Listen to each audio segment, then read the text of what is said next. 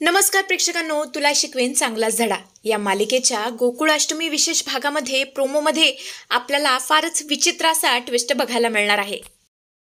तर आता ही चारुलता घरी गोकुळाष्टमी करण्याचा निर्णय घेते.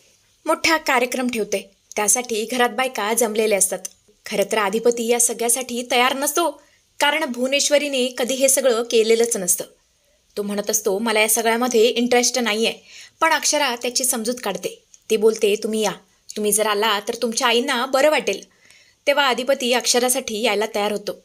हॉलमध्ये सगळी मंडळी जमलेली असते आणि अशा प्रकारे आता चारुलता पाळणा हलवते. कृष्णाचा पाळणा हलवते आणि गाणं म्हणू लागते. सगळा कार्यक्रम वगैरे झाल्यानंतर बायका हॉलमध्ये नाश्ता करत बसलेले असतात. तेवढ्यातच त्यातील एक बाई अक्षराला टोमणा मारते. ती बोलते, काय ग अक्षरा, आज कृष्ण जन्माष्टमीच्या दिवशी फक्त पाळणाच हल्लाय घरात. आता खरोखरीचा पाळणा कधी हलणार आहे तुमच्या घरात? काय हो, तुमच्या अक्षरामध्ये, तुमच्या सुनेमध्ये काही प्रॉब्लेम तर नाही आहे ना? नाही म्हणजे लग्नाला 1.5 वर्ष झाले, पण तुमची अजून काही गुड न्यूजच नाही. नक्की काय भानगड काय? आणि हे सगळं ऐकून अक्षराला इतकं वाईट वाटतं, तिच्या इतक्या जीवाला लागतं. ती तोंड इतकंसं करते. अधिपतीला तर प्रचंड राग आलेला असतो. तो काहीतरी बोलणार, पण अक्षरा त्याला खुणावते आणि बोलते, प्लीज काही बोलू नका. पण चारुलताला मात्र सहन होत नाही. ती एकदमच उठून उभी राहते आणि बोलते, थांबा.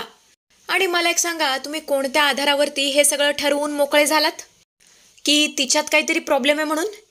एक बाई असून एका बाईशी असं वागता, तिच्याबद्दल इतकं वाईट बोलता, तुम्हाला लाज वाटत नाही? आणि तसंही तुम्हाला कोणत्याही पद्धतीचं स्पष्टीकरण देण्याची काही गरज नाहीये मला. चला निघा, असं म्हणत असते. आता सगळ्या बायकांची तिकडून हकलपट्टी करते. खरं तर एकदा असंच अक्षराने बायकांपासून भुवनेश्वरीची इज्जत वाचवलेली असते आणि कदाचित त्याचीच परतफेड या भुवनेश्वरीने केली असावी.